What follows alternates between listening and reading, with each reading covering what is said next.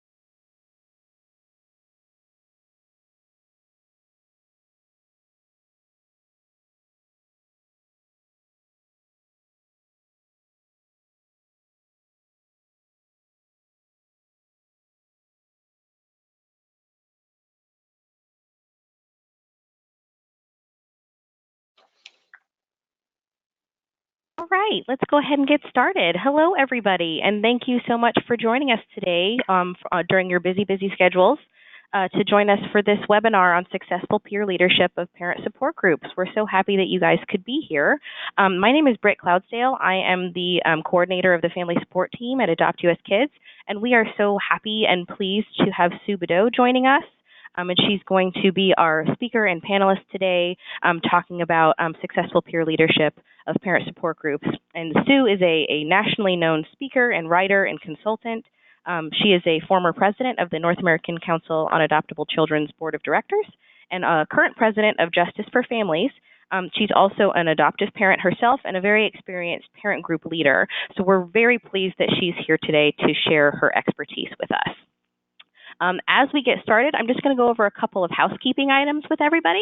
So this webinar is designed to be 90 minutes long, which does include time for questions that you're welcome to submit by typing into the questions pod of your GoToWebinar control panel. We are going to be monitoring the questions that you are submitting, and we'll ask them as Sue kind of comes to a natural pause in the presentation. So if your question isn't immediately asked, please note that it's not being ignored. We are keeping track of all of them. Please also use this functionality. If you're having any sort of technical difficulties, you can send us a message via the questions pod to do that as well. Your line is going to be muted throughout the course of the webinar, but we do hope that you will participate via the questions pod. We also have several poll questions that we're going to be asking you, so we hope that this webinar will also be pretty interactive for you as well. We are recording this webinar, and it will be shared with you. The recording is also going to be posted publicly on our Adopt US Kids YouTube channel and on our new Professionals Hub, which is professionals.adoptuskids.org. So you're going to be receiving an email in about a week that is a post-webinar follow-up email, and you'll have a link directly to that recording. So if you aren't able to stay on through the whole thing or have people in your circle who would like to see it, you're welcome to share that all around. And finally, when the webinar is closed, we hope that you'll take just a couple of minutes to evaluate the session. We really value participant feedback, and you're going to be receiving an email from Adopt US Kids separate from this webinar, and you'll receive it as soon as the webinar closes. It'll just take a couple of minutes, and we really value participant feedback, so we'll hope you just take those couple of minutes. So thank you so much in advance for doing that. I do want to share just briefly a little bit about what Adopt US Kids is for those who are less familiar. So Adopt US Kids is a national project of the U.S. Children's Bureau. And the project is designed to raise public awareness about the need for foster and adoptive families for children in the public child welfare system. It is also designed to assist states, territories, and tribes to recruit, engage, develop, and support foster and adoptive families, and that does include customary adoptive families, relative caregivers, and permanent guardians as well. So this webinar falls into that second portion of our mission. You may be most familiar with our National Adoption Recruitment Campaign, which has the tagline, "You don't have to be perfect to be a perfect parent." We also have a national SOTO listing that features over 5,000 children and teens who are waiting to be adopted from foster care currently, and also about 2,500 or so families who are seeking to adopt children from the public child welfare system. We also have a national adoption and foster care information exchange where families can contact us and speak with our professional staff and kind of help get their initial questions answered, and we help get them pointed in the right direction and linked up with the appropriate jurisdiction as they start the process. We also offer capacity building and engagement services to states, tribes, and territories that are in need of any system-specific assistance on any of the topics within our mission that I mentioned above. We also have a family support team, which I'm a part of, and we offer webinars like this, as well as other resources to the field that guide and encourage systems to build and enhance the support services available to foster and adoptive families across the country. And then last but not least, we also offer a minority professional leadership development program, and that is for current and emerging minority leaders in the adoption field. So if you're interested in receiving any sort of assistance from Adoptee's Kids, please do reach out to us. My contact information is at the end of this webinar, and so please don't hesitate to reach out. And with that, let's go ahead and get started. I wanted to open us up by talking about the goals that we have for this webinar.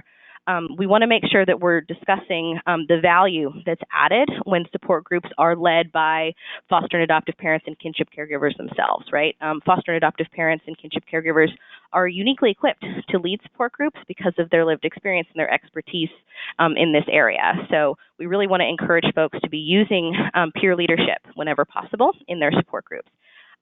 We also want to share characteristics of successful peer leaders of support groups and talk about what successful peer leadership looks like in operation. And we're going to provide you with some concrete strategies to help you improve your leadership skills as a peer leader, and that will also help folks who are not leaders of support groups themselves, but that are hoping to enhance and support peer leaders of groups that you may be managing. So even if you're not the peer leader, if you're on here to learn more about how you can support peer leaders of your support groups, we'll be able to help you with that today as well. I would like to get us started by opening up with a poll question to help us understand who is in the room with us today. So I'm going to go ahead and launch this poll question, and if you wouldn't mind, please voting in it and sharing with us who you are. So just which statement best describes you.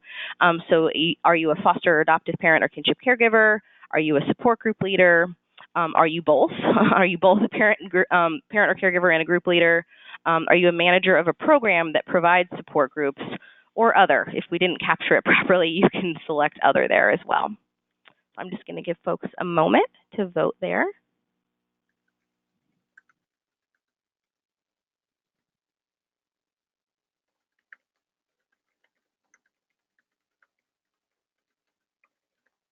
Okay.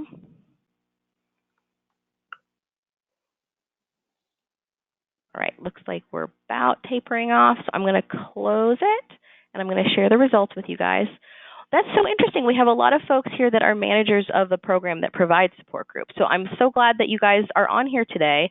For those that selected other, you're welcome to type into the questions pod to share what other means to you, because it seems like it's a large percentage of you. So I can voice those if you guys are would like to. Peer support is one that somebody put in. They provide peer support. That's fantastic.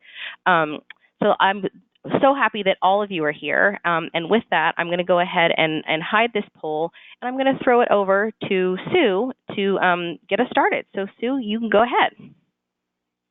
All right, great. Hi, everyone. And I'm so thankful to be here and for so many of you that have joined us. So thanks for being on the webinar. And as was said at the beginning, please do participate with your questions or comments so we can make this as much meeting your needs as possible.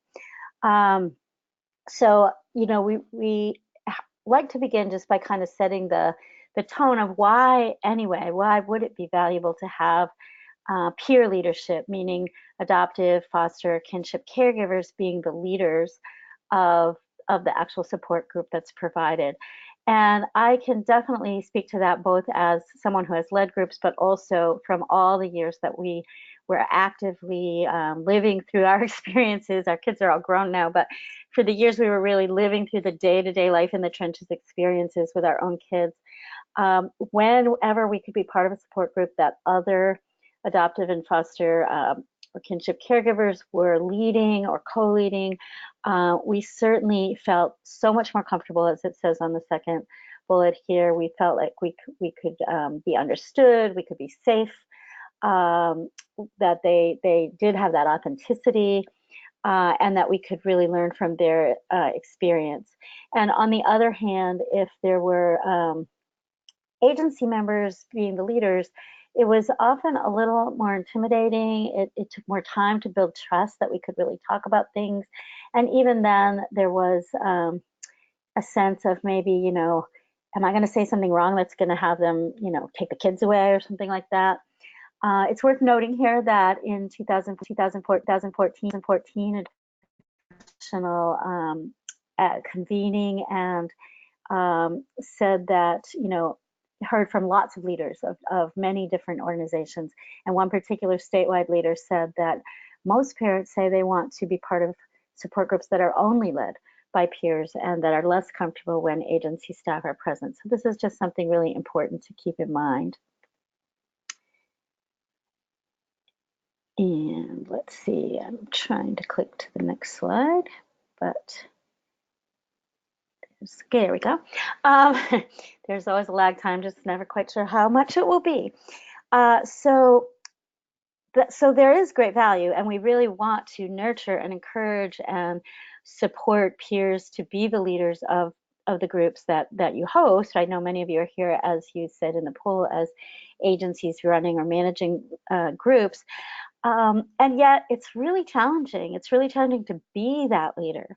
Again, as I said in the beginning, I speak here today from both roles of being a parent, but also being a support group leader over the years, also a participant, and then also having been part of the leadership team of organizations running support groups. And often support group leaders just emerge because they step into the gap, because they have some sort of natural leadership skills, which is awesome, or they've been around the most, or for some reason they sort of become the leader, but not very often are they given really training in the specific skill set that it takes to be a support group leader. And it is a unique skill set. It's not just because you know how to be an advocate for your child, or not just because even you're a leader at your your role in your workplace. To be a support group leader takes some very unique skills that do require some training and some support, and then some resources to help you manage that, some other peers you can bounce things off, support for yourself, places you can help others to turn. And very rare for people to actually get these levels of support and training. And that leads to a high potential for burnout, not only from not having the training and support, but just because you are wearing that dual hat of being both a parent going through all of the in the trenches day-to-day stuff, and being a leader and kind of trying to manage both the logistics of managing a group as well as the emotional and actual content and relationship building that goes on in the group.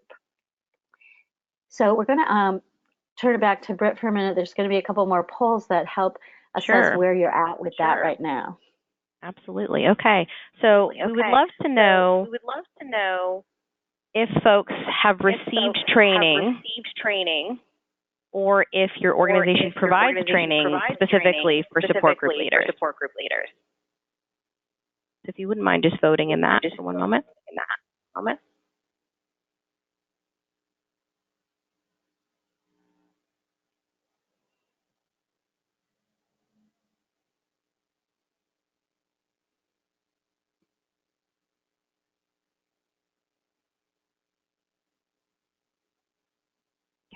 Looks like most folks have voted. I'm going to go ahead and close that and share it. Right. So not surprising that most folks are not receiving training or providing training that is specific to support group leaders. So you're not alone, if that helps. Next poll I would love to have you guys vote in as well is for those that received training, was there any training that was specific to peer leaders? Yeah, there is a lot of echo coming in. Sue, would you mind muting while I talk? Might be it.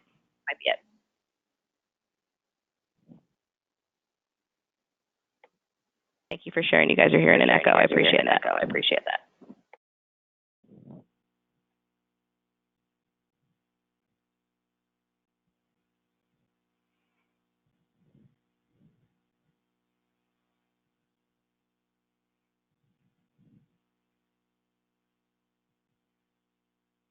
Okay, I'm going to go ahead and close this and share. So yeah, same thing. A lot of folks, of the folks that are receiving training, there's not necessarily any specific content to peer leaders. It's not surprising at all. I'm sure Sue would agree that is something that a lot of folks are kind of just put out into the ether and expected to kind of perform based on their lived experience and not necessarily based on any sort of concrete training that they receive. So I'm gonna hide that and turn it back over to you, Sue. Great, and I went ahead and unmuted myself. So, if training and support are not part of what you offer at your agency, or for those of you who are parents and support group leaders, if it's not offered for you, I hope the rest of this webinar will provide some useful ideas about some of the things where some of the areas in which training and or support and or even mentoring or coaching would be useful. And so whichever end of the work that you're on, this could be a way that you can further the work within your organization by either offering it or by seeking it out or by collaborating with others to make it happen for you. But looking at a lot of research and a lot of information over quite a number of years of time now, that peer leadership of peer supports has been in play, not only in the foster care and adoption and kinship care space, but especially in all kinds of other peer support environments, such as those for folks with various disabilities or handling grief and loss or addiction and recovery. There's just a wealth of information out there about what are the characteristics of successful peer leaders when the purpose of a group is for support. And so here we have some, and you'll see at the end of this webinar that there's some additional resources Adopt US Kids has provided, and among them there are some fact sheets and some papers that also give a little more detail about some of these things than we'll get into in our time together this afternoon. But these 5 particular characteristics we're going to go through just a little bit more in detail, and I would be asking you to think about examples when you've seen this prove to be useful in your own work or in your own life experience, or of course any questions that you have about how these characteristics are implemented in the context of a support group. But the 5 that we're going to talk about, optimism, open-mindedness, self-awareness, empathy, but this unique sort of phrase here of empathy with boundaries, and then support for yourself, or what we might also refer to as self-care. So we're going to look at these now one by one and start with optimism. It might sound a little fluffy to say that one of the most critical ingredients for successful peer support group is that the leader is a person who has a characteristic, a character trait of optimism. But we have learned that this really is critical for a group to be sustained. And if you really stop and think about it,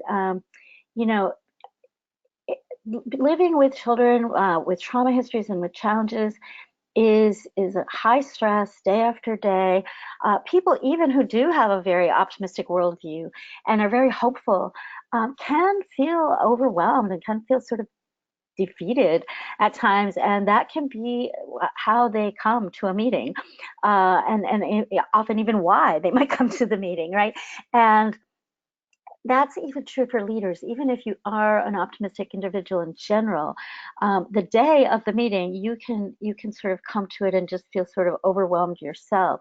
So it's important to really cultivate your own ability to be optimistic and have that sense of a belief in resilience, and that it's possible for support to build healing, to build strength, to build resilience. And so this might all sound kind of pie in the sky-ish, and that sort of looking at life through rose-colored glasses. But I would suggest it's a different kind of glasses. I'd like to give you an example. This is not a pie in the sky optimism that I'm talking about here. It's really an optimism that, first of all, you have to earn it. You have to work for it. It's hard to create that kind of emotional and physical safety in the meeting time and space that really helps people move into those areas where they can feel hopeful and healing and resilience taking place. So that's hard work. It's not pie in the sky. It requires relationships that are built on trust, and we know that relationships are hard work. And so the kind of glasses I'd like you to think about are, I don't know how many of you might remember when about a year and a half, 2 years ago, there was an eclipse of the sun that at different times of the day was visible, viewable at different parts of the country. But in order to view that eclipse, you needed special glasses. And I got some of those glasses. I was actually teaching a class that day, and the participants wanted to say, are we going to be able to go outside and see the eclipse? And I had provided glasses for everyone to share. And we went outside and looked at it. But what the glasses did, if you remember, and if you had this experience, if you participated that day in looking at the eclipse, the glasses actually helped you see what was really there. The glasses helped you see the sun that was really there. They didn't give you some fantasy pie in the sky view of what might be out there in space. They actually helped you see what was really there, but they helped you see it in a way that filtered out any negative toxins that could hurt your eyes. And that's an example or analogy of what I'd like to encourage you to think about when we talk about this optimism for a support group leader.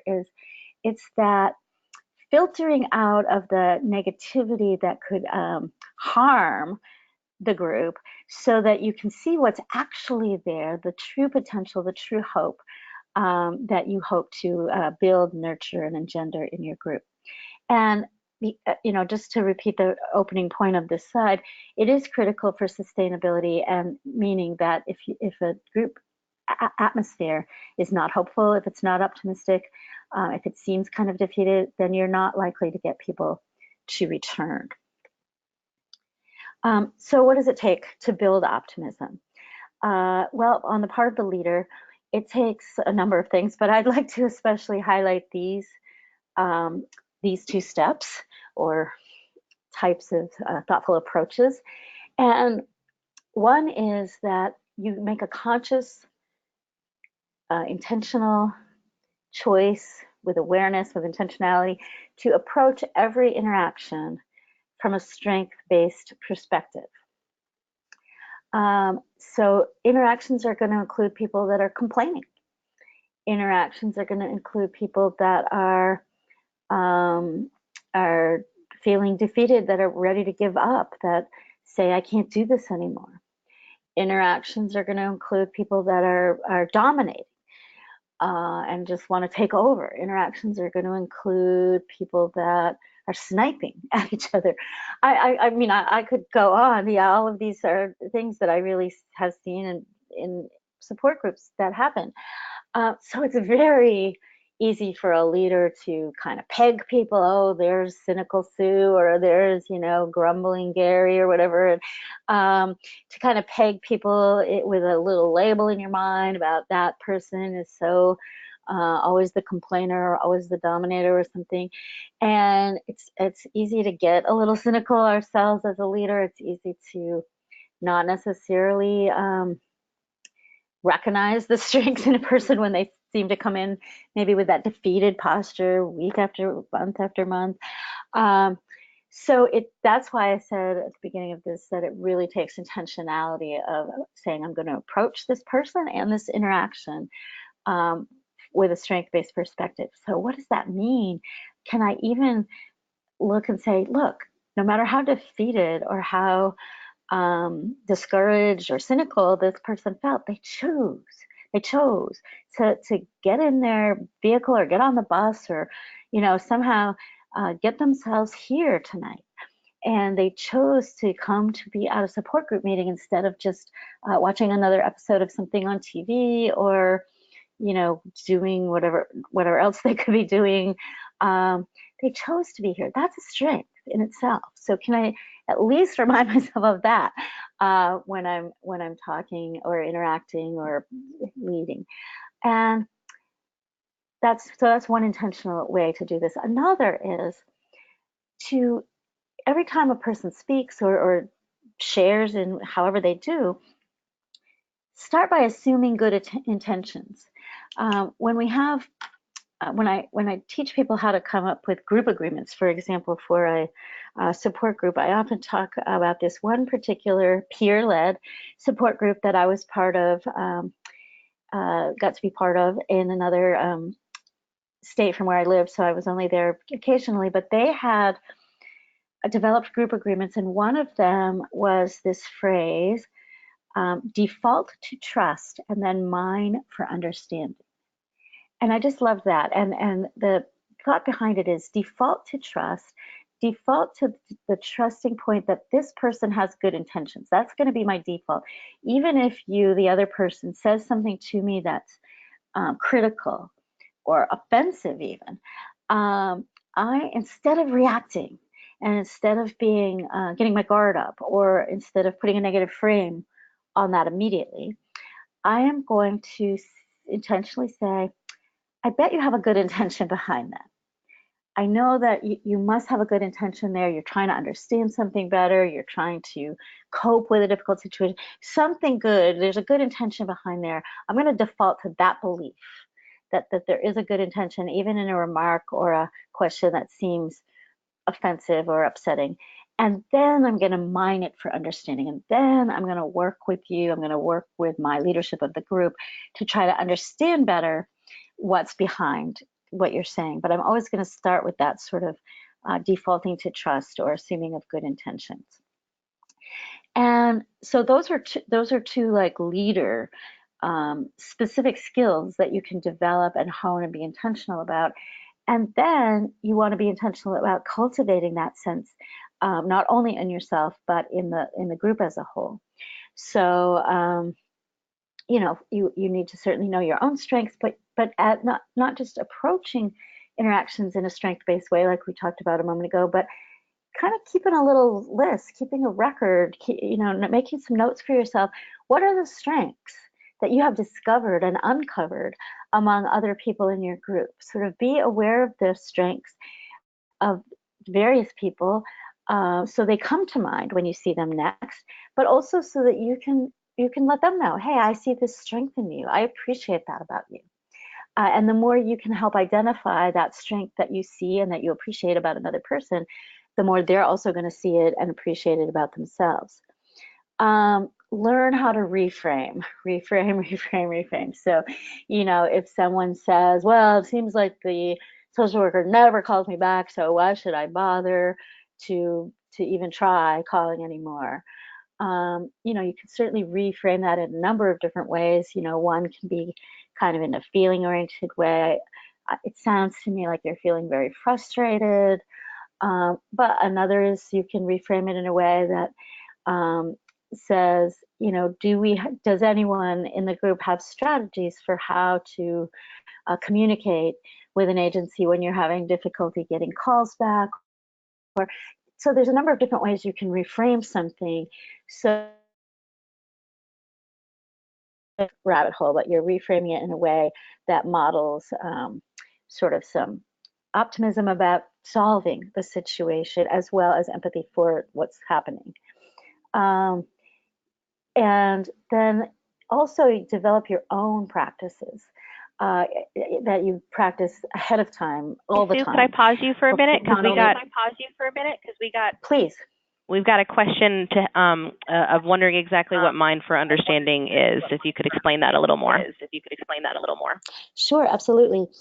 So mining for understanding basically means once you've assumed the best, assumed good intent, assumed something positive about the person that has made a statement that may seem offensive or disgruntled or just, very negative. You don't want to just leave it hanging there. You don't want, so I'm assuming when that person across the room makes some comment that sounds offensive, that sounds maybe possibly racist, or sounds maybe like, fathers never know what they're doing, or, just seems like to be very negative or offensive, I might be able as a leader to dig deeper and in my own mind default to the fact that this person probably has good intent behind it. But I don't want to leave that negative thought kind of hovering in the room. Everyone else might not be assuming good intent. They may be hearing that on its face value and thinking, oh, I'm not going to come back to this group if that's the way people talk, or they might be jumping on the bandwagon. Yeah, that's right. That's the way it is. So the mind for understanding part really means that you ask some more exploratory questions, and get others in the group involved a little bit. So it sounds like if you hear someone talking, kind of making a general globalization about a whole group, whether it's by race or by role or by gender or something, say, try to bring it back to an individual. It sounds like you had a hard time with this individual person. Can you help us understand a little more about what was difficult about that, or opening it up to the group? Have any of you had this kind of difficulty when trying to talk to your child's teacher? What has worked for you? Or you want to sort of get deeper than just the opening negative statement and understand what's really going on, what's this person really saying, so that that person feels heard, and you as a leader are kind of reframing and resetting the conversation and modeling a way of doing that for the whole group. And B, you're not leaving this impression in the group that you're just tolerating negativity, or worse, that you're tolerating, something that could be racist or some other way inappropriate. You're digging behind it, and you're taking it away from the global statement, and you're kind of trying to understand what's behind it through your own asking of exploratory questions and your own engaging of other people in the group, as well as your further engaging of the person. So I hope that was helpful. Great. Thank you so much. Sure. So just to finish up this one, what I was beginning to say, develop some of your own practices that you can do on a regular basis. Some people tend to be more optimists than others, just in general. That's sort of your general worldview or personality. But what we've learned from research is that optimism is also something that can be cultivated. It's almost like a muscle that you can exercise. It's not a muscle, but it's something that you can exercise and practice and build. And so you can read, there's so much material online and in other ways that you can learn about this and read about this. But I'll just give you one example. There's a practice of expressing 3 gratitudes a day, and not just thinking them in your head, but expressing them by writing in a journal, writing them out loud, saying them out loud to another person, posting them on your social media. But just 3 times a day, saying something you're grateful for, you're thankful for. That there's research that shows that actually rewires our brain to have a more optimistic worldview and attitude. And so that's just one example of a daily practice that you can cultivate so that it helps you when you get into these leadership situations. You are more able to have that strength and that foundation of optimism to build on. And I just want to be clear before we move on to our next characteristic that when I talk about this quality of optimism, as I said earlier, it's not pie in the sky. It's also not about just sort of dismissing or pushing negative things under the rug and just sort of putting a rosy tint on it. It's really important that in support groups there's room and there's space for negative emotions. There's room and there's space for even people being able to safely challenge one another, and to call things out, like I mentioned earlier, racism or something, and have people examine their own biases and learn from one another. I mean, that's some of the hard work that's necessary in support groups. So I'm not in any way trying to say that this optimism means to sort of whitewash in any way any of that. So cultivating that optimistic worldview helps you to build the foundation upon which some of those other more difficult conversations can occur. It allows the group not to linger in or go deep down a rabbit hole of negativity, and it gives you an opportunity through that reframing to then begin safely having difficult conversations rather than having sort of a lingering sense of pessimism and despair and hopelessness. So time-limited expressions of sadness, of frustration, of grief, of loss, of trauma, or recognition that, you know, something that someone else said hurt me, or I received that, I interpreted that in a way that felt racist, or anything along those lines is a good use of support group. It's when it's done in the hands of an optimistic leader that you can build in the foundation of safety to allow those difficult conversations to occur. But we are going to go on now to our next characteristic, which is open-mindedness.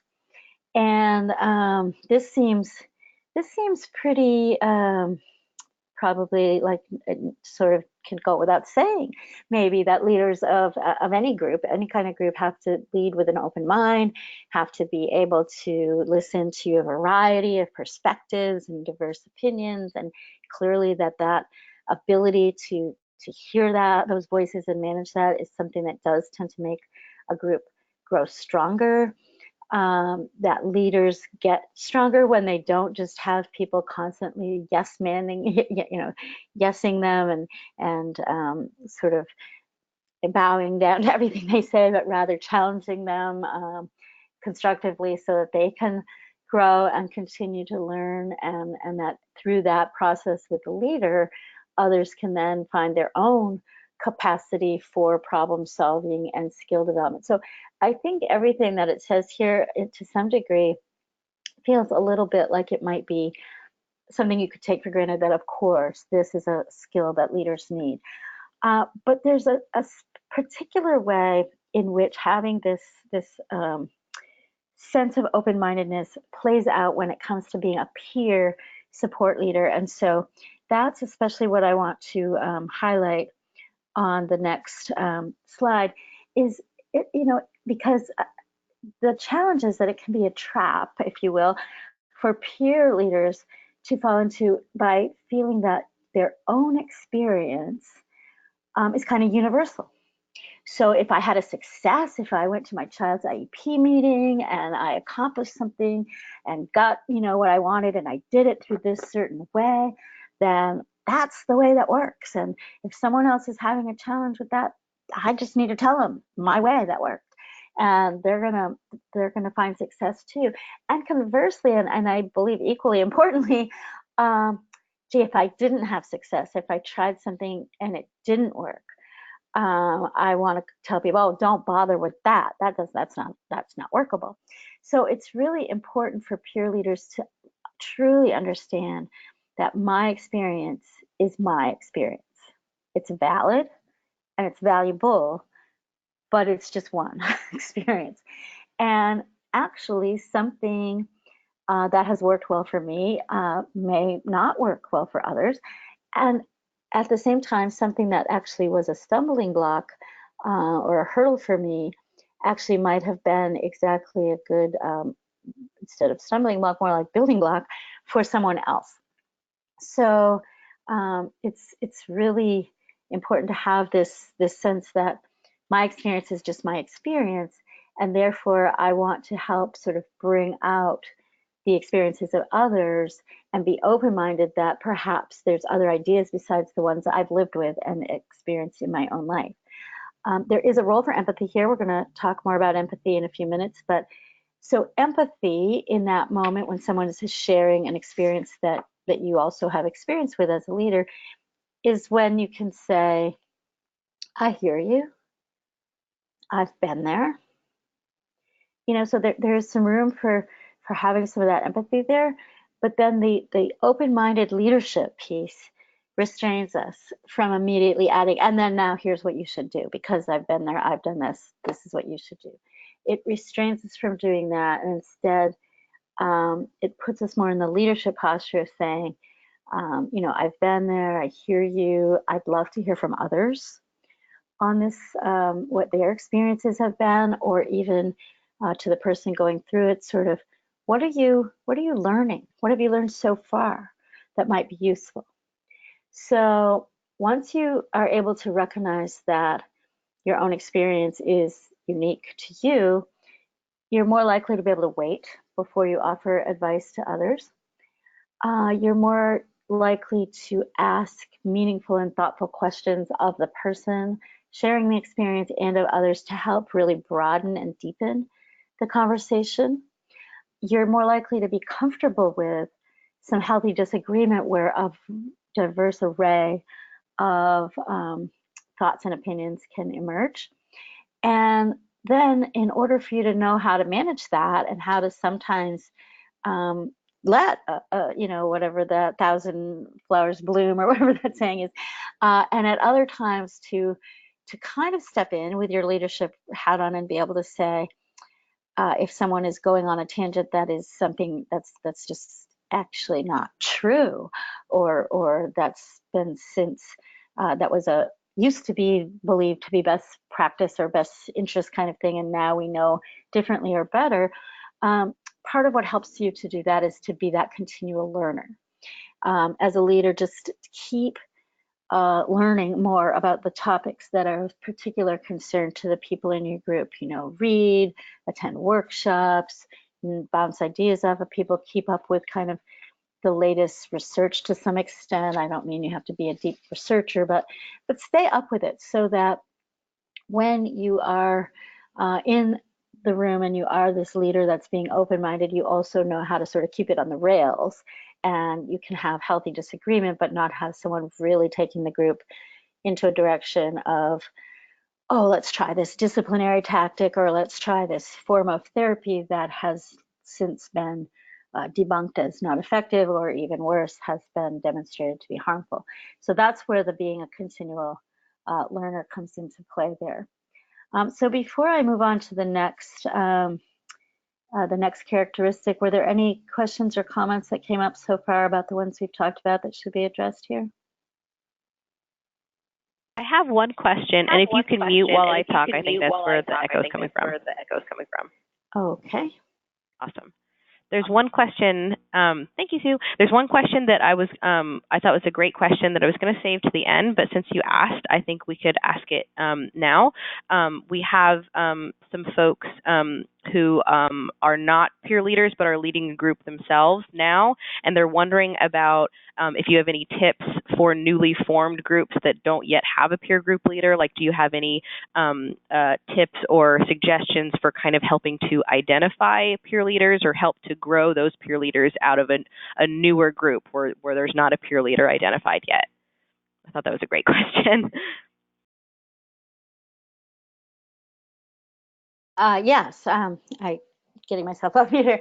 That is a great question. It's something that I think is an important skill of a leader of any group, is sort of how to identify what I like to think of as emerging leaders, and then cultivate them and coach them along. And it's especially necessary here. So I think one of the keys that, and especially with a newer group, as the questioner suggests, is to provide really sort of what I might call mini leadership opportunities. So to try to find little ways that you can get people involved, maybe getting someone to make the schedule for the next 6 months of who's going to bring snacks, or ask different people at different times if they would be willing to be in charge of an icebreaker question for the next meeting, or giving a 5-minute presentation on some topic that they know something about, not a whole hour and a half or something, but just something short that they could share, or a resource that they've used in the community, share something about a resource. So there's many different ways that you can think of small, bite-sized ways that someone could be asked to take on a bit of leadership. And you can do that both through asking for volunteers, but also just sort of noticing as meetings unfold and as the group unfolds, who sort of does tend to step in the gap, who does sort of seem to have that ability to hold back and not jump in every time, but when they do, they're thoughtful, and they've showed that they've been listening well to others. And when you see that person that has that capacity to sort of sit back for a minute, not jump right in, listen, and then offer a reflective response, you might ask that person to take on, like I said, one of these ideas of, can you do the icebreaker at the next meeting, or can you, would you be the one that at the end of the meeting, could I turn to you for 5 or 10 minutes to sort of wrap us up and do a closing, ask everybody a closing question, or however you run your meeting, just identifying small ways that you could let go of one little piece of the leadership, even for a short time, and get others involved in these ways, so that you can begin to see who is emerging with some leadership skills and interests as well. You need that combination of skills and interests, and then start to nurture that, cultivate it more, begin to give that person a little more of a role. Eventually maybe bring someone on as a co-facilitator, maybe having a couple of co-facilitators that take turns, do some coaching, get them opportunities to be with other peer leaders. For example, there's support groups that you can learn about through Adoptive Kids around how to, that peer leaders participate with one another to get support from each other, so you can start letting that person that you're nurturing and that you're coaching have access to getting in touch with others who are leading, so they can ask questions. So I would say you want it to be a gradual process. You want it to be somewhat of a self-identification process where people emerge and volunteer, but you also want to cultivate that. You want to look for certain qualities and then give that person opportunities to demonstrate them in small ways before you just suddenly say, hey, what do you think about, starting next month, you're going to be my co-facilitator or something like that. So I hope that was helpful. That was great. Thank you. We have one more question as well. Okay. Would you mute for a second, Sue? Thanks.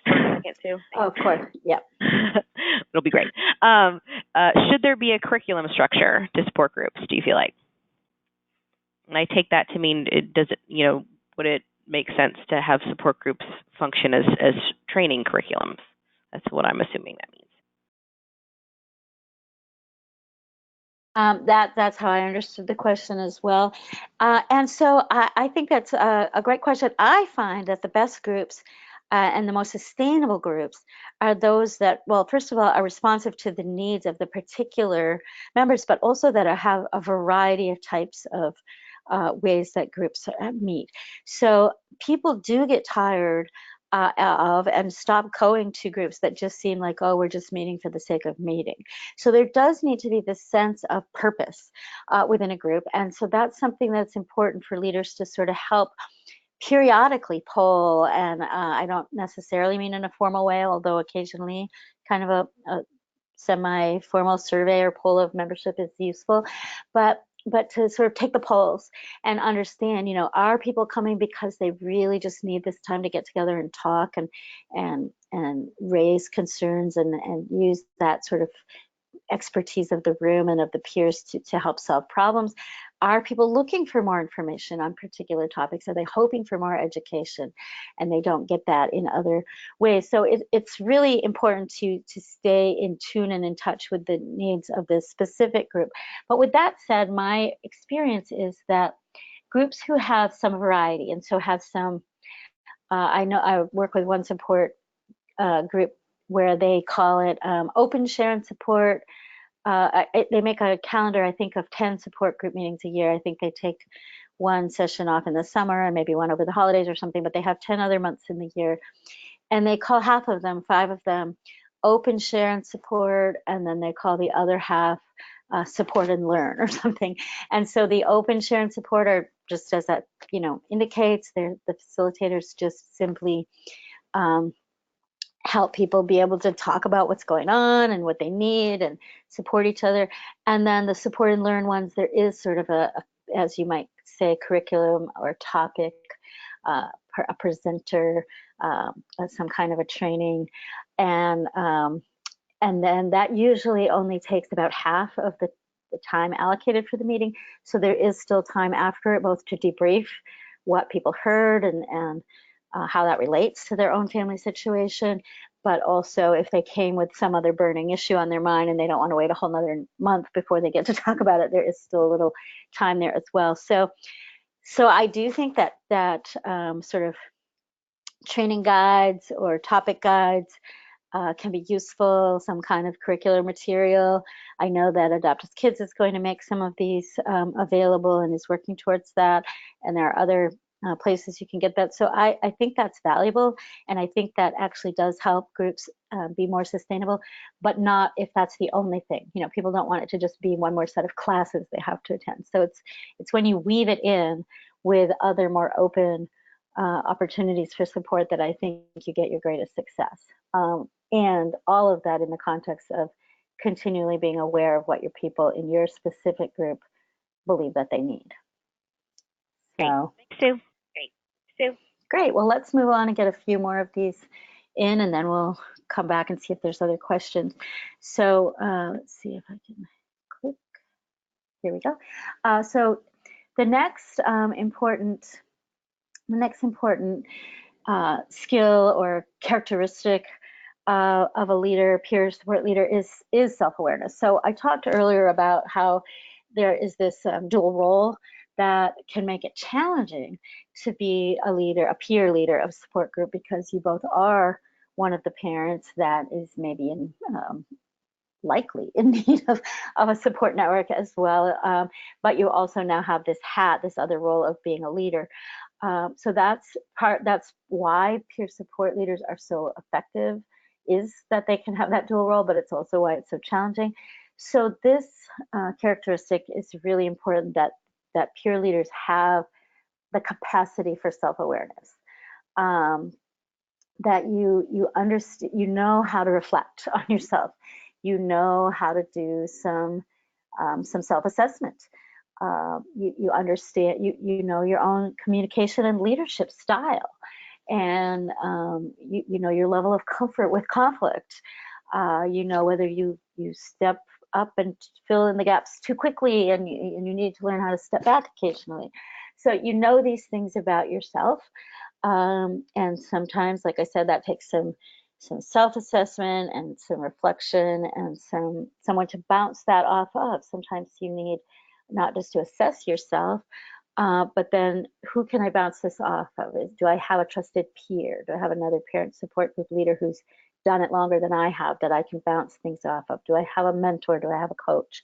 I'll say a bit more about that a little later in this webinar as well when we talk about self-care. But even here under self-awareness, we want to have, who can I sort of, when I think I'm being self-aware and when I am reflecting and when I am trying to assess myself, who can I bounce that off with to make sure that I'm kind of on the right track in terms of what I'm understanding and seeing about myself.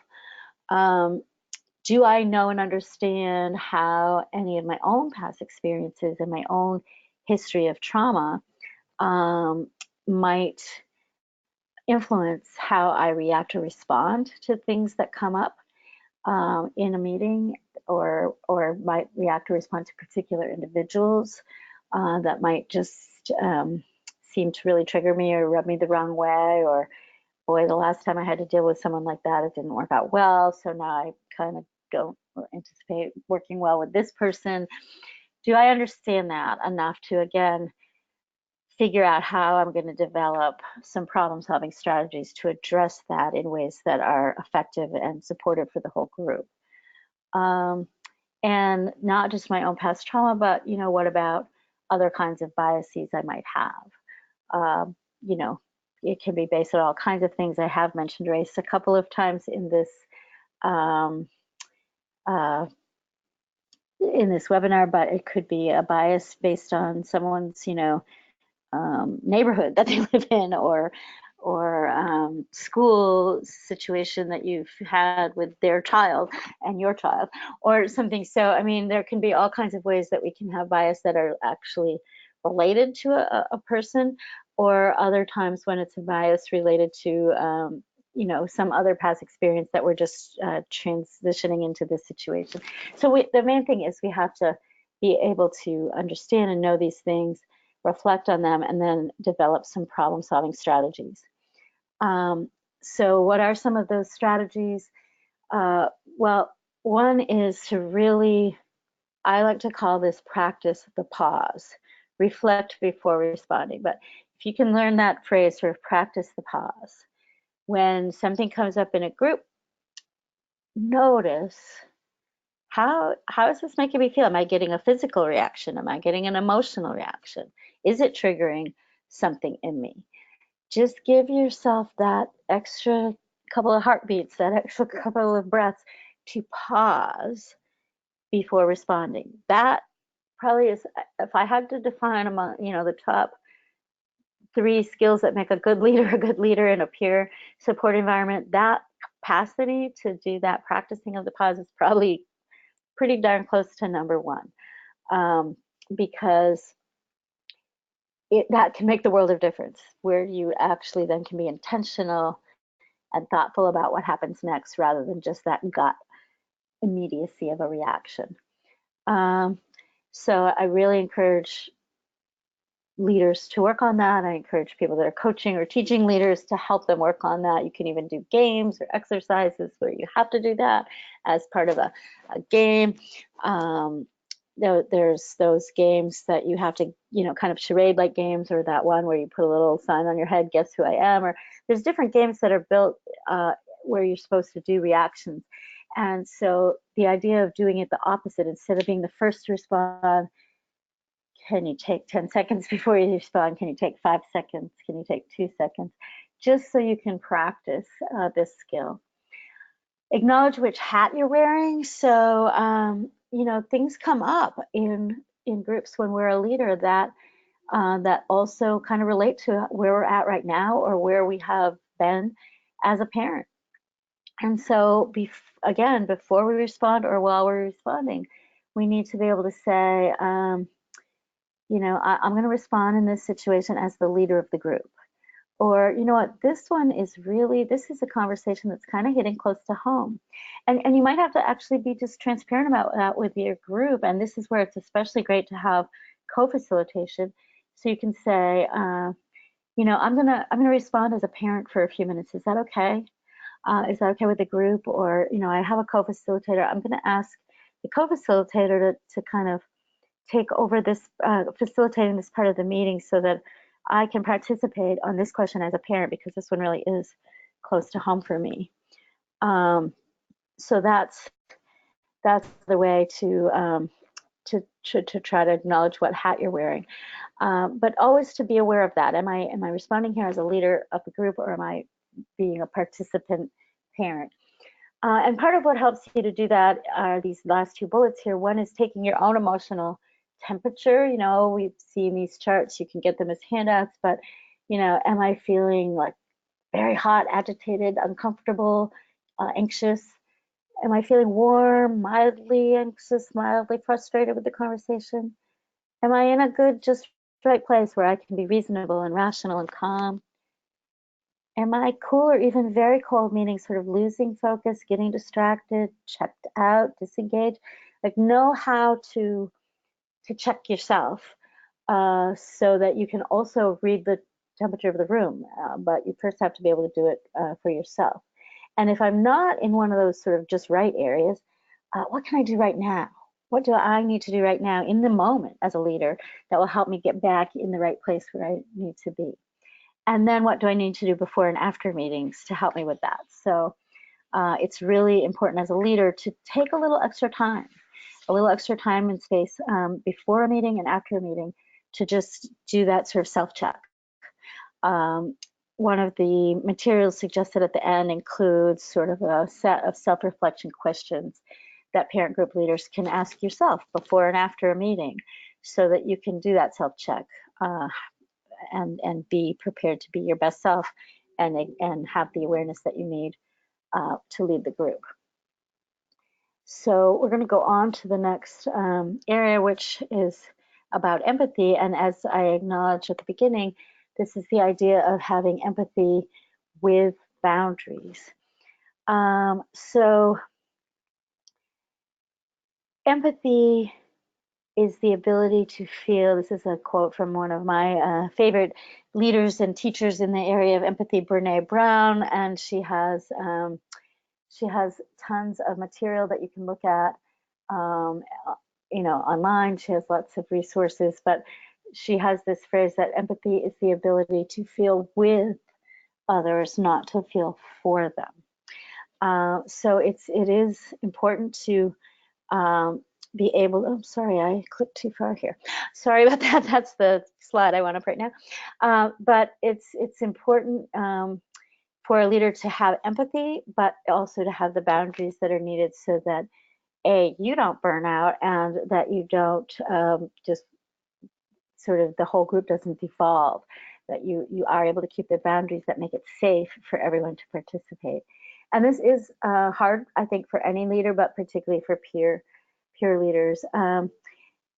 It challenges us to understand where someone is coming from, but move beyond it so that we can help them get what their need is, but also help other members in the group feel engaged. I literally just had an experience like this happen about a week ago when I was asked to sort of substitute facilitate a support group that I had been a facilitator in before, a peer facilitator, but hadn't been active in a while, but they needed some help this particular time. So I was there, and there was a father in the group that was sharing an experience, and it was about a time that he had been called to his child's school related to a particular misbehavior of the child that, boy, could I empathize with that. That was something that I could really relate to. It happened to me. But then he went on and he said how he handled it with both the school and the child. And then my empathy went in a different direction. I was starting to have empathy for the child that, Dad, how did you do that to that child? And then I even started having empathy for the teacher because I'm trained and I've been a teacher. And I was having a hard time sort of juggling all of that and keeping the boundaries necessary so that I could show empathy for this dad, be a model for the rest of the group about how we could respond to this dad, and yet at the same time allow it to have the boundaries where we didn't just totally get sort of pulled into his emotion, but take the steps back needed that would help everyone learn from this of how we could handle those things should they come up again in ways that might be more suitable or more appropriate. And for peer leaders, this is especially true again because if you become a peer leader, you're usually very passionate and you like to help people and you like to go that extra mile and you like to just have that can-do attitude. It's just part of who you are. And frankly, sometimes it's easier to sort of be all in and for someone else than to sort of find our own balance for ourselves. So it's really a critical skill to be able to demonstrate empathy, mirror empathy, give others the opportunity to see it in action, and yet have the necessary boundaries so that both you can be take care of yourself, which is our next topic we're going to, and so that the others in the room feel that they can be of value and learn from every situation. So let's move on and talk about the fact that secondary or traumatic stress, STS, or vicarious trauma, it's sometimes called, compassion fatigue, it's sometimes called, that this is a high risk factor for those who are showing that empathy with boundaries in this leadership role, that they are peer leaders are particularly vulnerable to this because we, as parents ourselves, we have our own experience caring for children with exposure to trauma and loss. We may have had our own early life experiences of our own trauma and loss. Now we meet regularly together with others in a group who are sharing their experiences of trauma and grief and loss. And then we're a leader, so not only we're hearing that in the group, but we're probably hearing and seeing things one-on-one. People are turning to us, calling us. So we have to really be able to recognize our own signs of when we're getting secondary traumatic stress. There's materials again in the resources at the end that you can look at that list a lot of the cognitive, physical, emotional, behavioral symptoms of secondary traumatic stress. Maybe we'll have time to come back and really kind of go through some of the symptoms now. Hopefully we'll also do another webinar at some point where we go through that more. But the key is to at least know that these symptoms exist and know what yours are, so that as you start finding yourself being more cranky than usual or having an inability to sleep, for example, or if you're avoiding other important responsibilities because you're so, engaged without boundaries in your support group, if you're withdrawing from your own sources of support. These are just a few examples of some of the symptoms, but really getting to know what the symptoms are and then recognizing your own so that you can take the necessary steps to have that healthy balance. And that's really what's required, is a healthy balance in order for you to have the empathy, but also with the boundaries that are necessary. First, you need your own healthy balance for yourself. You need a self-care plan. You need to know your symptoms and then build self-care plan activities into your day-to-day life that you can prioritize that will help address your specific symptoms, not just some generic self-care plan. I love coloring. I teach about coloring. I wrote a coloring book for adults caring for children who experience trauma, but coloring might not be the thing that works for you. So don't just put that in your self-care plan just because someone like me said that that's a great way to relieve secondary stress. Find the things that work for you. Try out things that others suggest so that you can see if it works for you. Don't be adverse to something just because you've never tried it before, but really try to find the things that work for you. And then find some ways that you do these type of activities in your groups. And this is a great example to go back to the earlier question that was asked, of a way that we can build things into the group that and develop some emerging leaders. Invite some people to have a self-care activity that they can share, whether it's a movement activity, a guided meditation, whether it is coloring or some other craft or art thing, whatever it might be, a journaling exercise. Invite somebody that seems to have an emerging leadership skill to prepare a short self-care activity that can be part of a group. And then certainly know how to ask for help and know what your limits will be, which is where we want to go here next. Have your limits and stick to them. Oh gosh, this is so important. I used to think that when I was a peer support leader, every single person had to have my direct dial number. Nowadays, that would be my cell phone, but even in earlier years, some other way to reach me all the time. I felt like I had to be constantly on call. You just can't do that. So if you do give people ways to reach you, also set limits to how and when they can use those outlets of reaching you. And then really know other supports available in the community so that you can help people connect with other supports and they don't become dependent only on you. That's for your own mental health and well-being, but it's also for theirs. They need to develop a network of support and not just rely on one person, including their support group leader. So we are going to pause here and ask a specific, I'll be happy to respond to any questions that have emerged, but also ask a specific question. If there's anyone listening today that has found that you have some tools or activities you can use in this idea of empathy with boundaries. Do you have a specific way that you have helped a group sort of bounce back, or as the word here is, recover, when there's been a difficult topic of discussion for a while in the group? How do you sort of get them to move on? What tools do you use?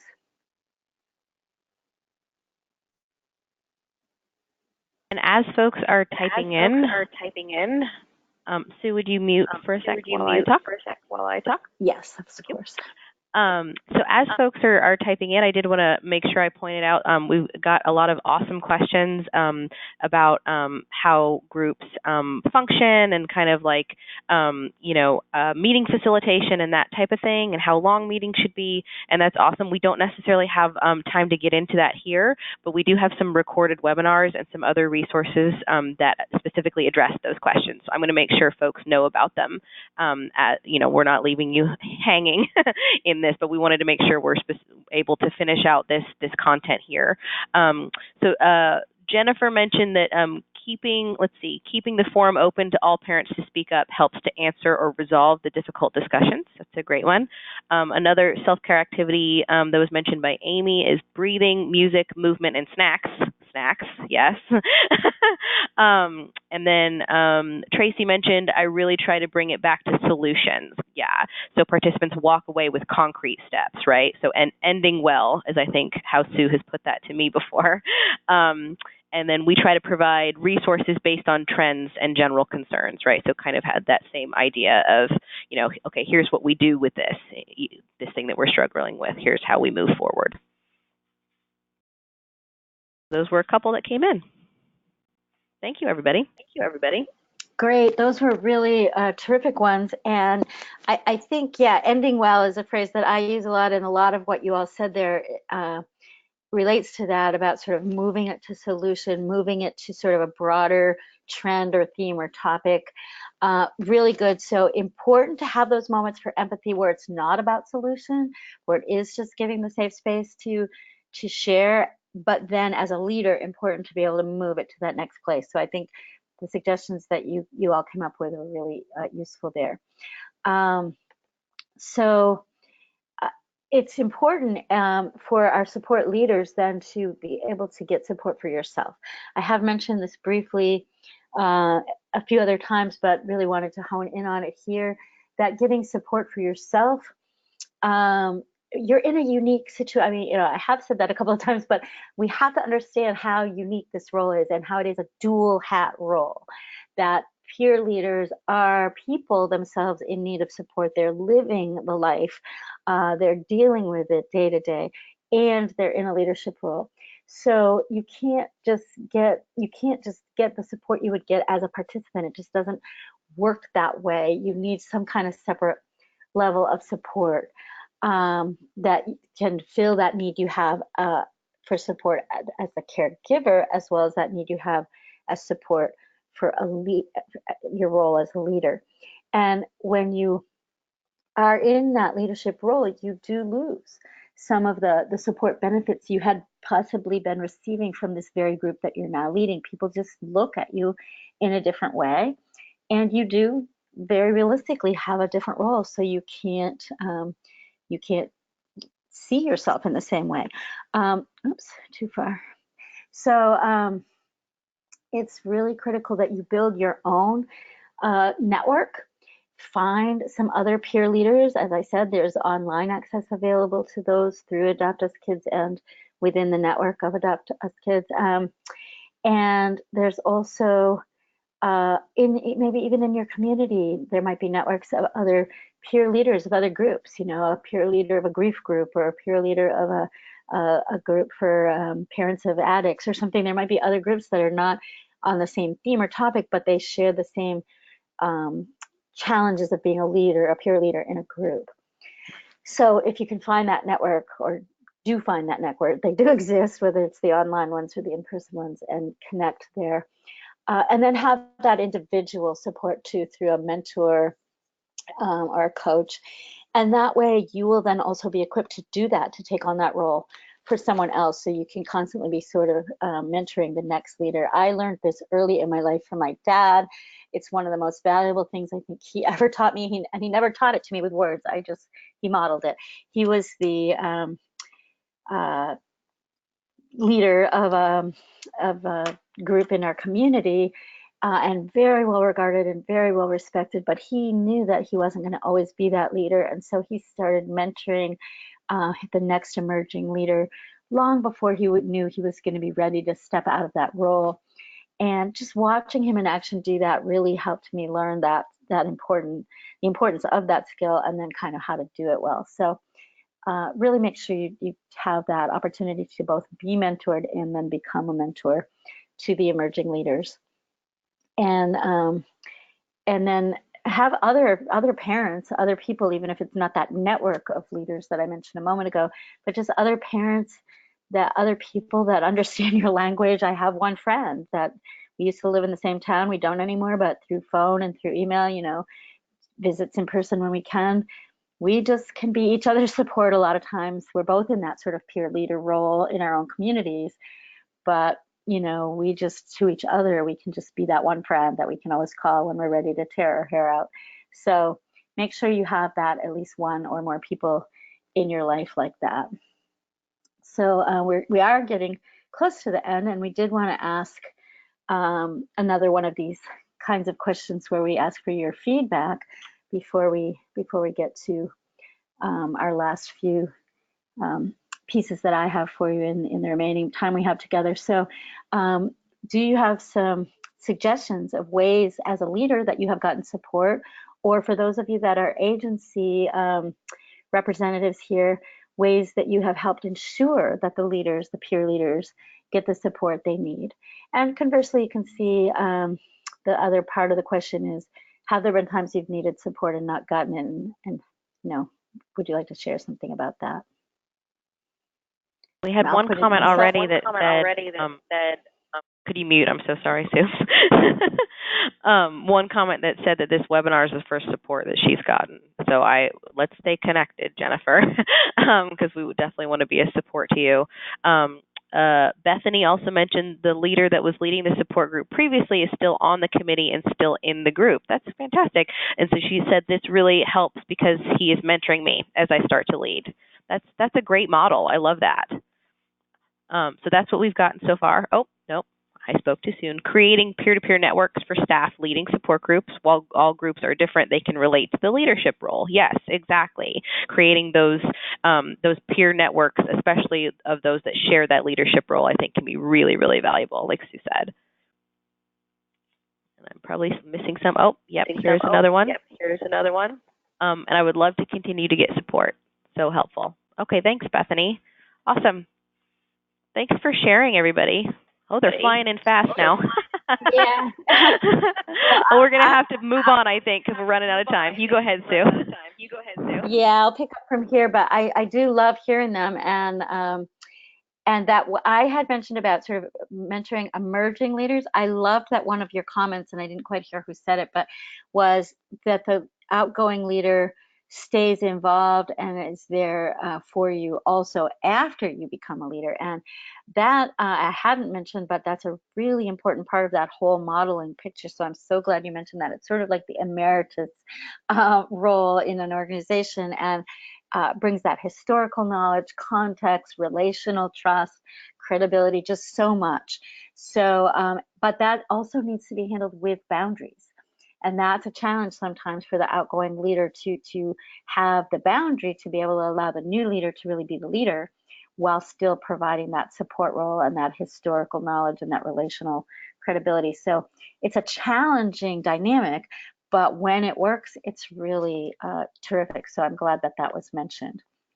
Well, I just have two more content slides to share with you, and then we will have hopefully a couple of minutes before Britt has to wrap it up to hear any of those additional questions or comments that were posed. But Britt mentioned that there were a number of people that were asking questions about other elements of being a leader besides sort of these what I call these characteristics that we spent the great majority of time on this webinar on, those are so fundamental, those issues of optimism and self-awareness and empathy with boundaries, and all of those things that I was just going through in the last hour or so are so fundamental that make or break whether a support group will be effective, whether it'll be helpful to the participants, whether leaders will be able to be sustained and not burn out, whether groups will be able to be sustained and not burned out. Those elements, those qualities and characteristics, and they are all things that can be developed. They're not something you have or don't have. You may have a little more, you may have a little less, but they can be nurtured, they can be cultivated, they can be exercised. So that's why I felt it was so important to really spend the bulk of our time on those qualities, because if you have those in place, then you have the foundation upon which to build these other things. But I didn't want to leave our time together without acknowledging these other really important leadership skills that a leader must have. And again, when you see the resources at the end that Britt will highlight, there's some tip sheets and some papers and some previously recorded webinars that go more deeply into these. But certainly leaders need to have some organizational and time management skills. And as you look at the different bullets on here, this is another time I just want to call back to that earlier question where you can begin to coach and develop new and emerging leaders. If you recognize people in your group that have this skill, and if you're a leader that this is an area that's still a challenge for you, that's a great opportunity to bring that person along and say, can you help us manage our calendar for the year? Can you help us, even in an individual meeting, can you help give me reminders of when it's time for the break or when it's time to be wrapping up? So you definitely can bring in other people to some of these things, but leaders do need to have some baseline of skill in these areas. And then for those of you that are currently leaders or are agencies trying to cultivate your leaders, these are really specific concrete skills that you can help provide training and coaching around. Meeting facilitation skills, there's just such a wealth of material out there on what does it take to facilitate a meeting. When do you sort of be the in charge person, and when do you hang back? How do you manage conflict, as it says a little bit below there, and group dynamics?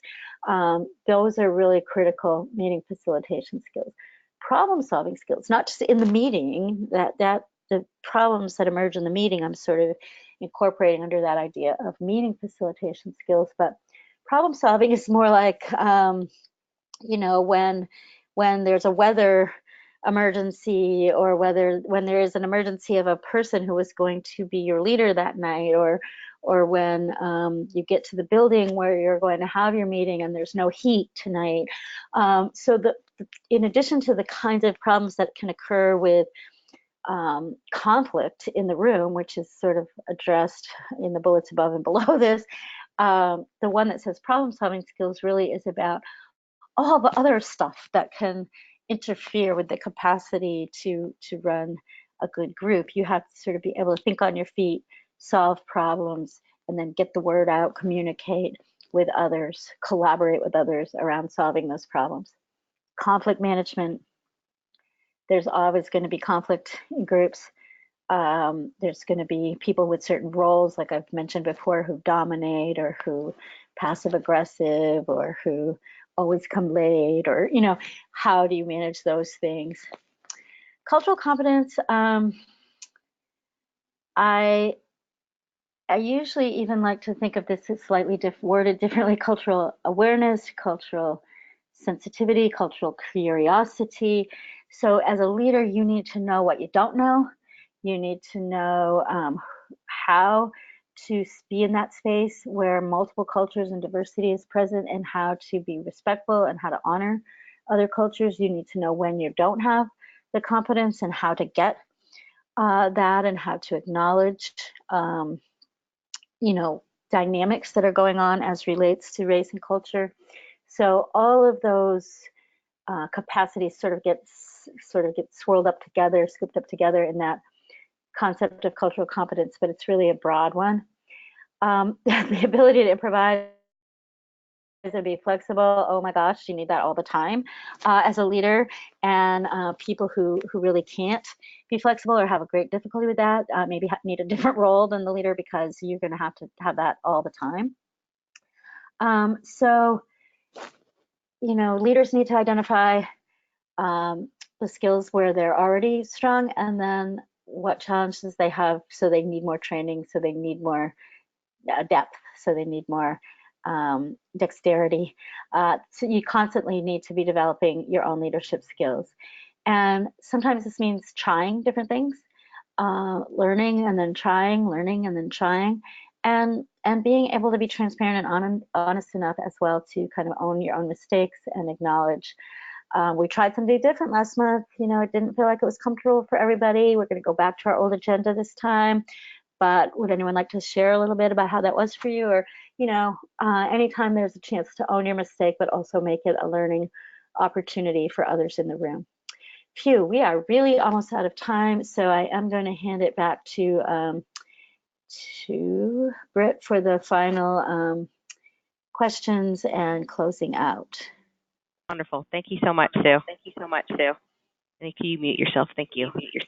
And as Sue said, we are just about out of time here, and we've gotten so many fantastic questions. And thank you guys so much for being so engaged in this webinar. Of course, 90 minutes is not nearly enough time to really dig into this.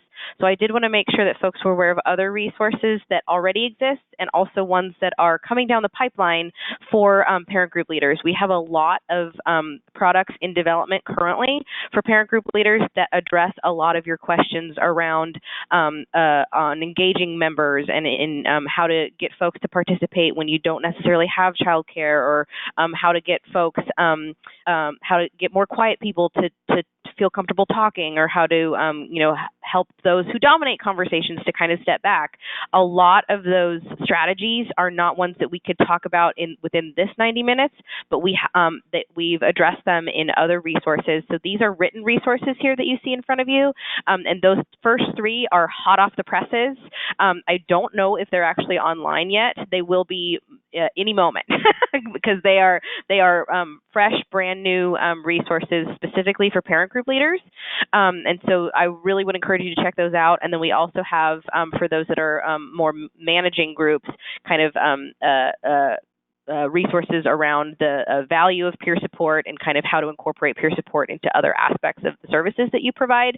So this is just a smattering of the resources that are available.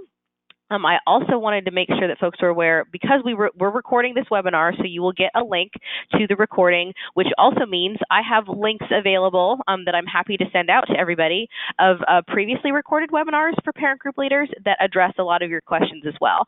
So specifically the ones on effective facilitation of support groups, which was from December of 2018, and on engaging parents and caregivers in support groups from October of 2018.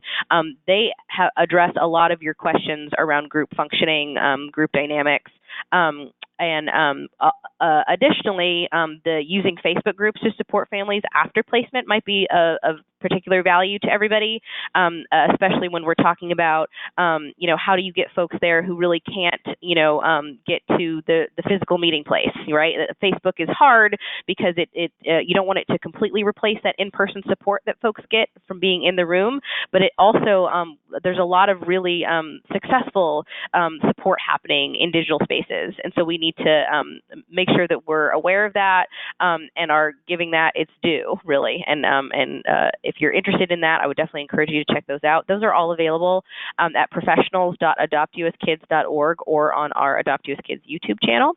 And as I mentioned, we have a lot of resources coming up for you, for this particular population of professionals.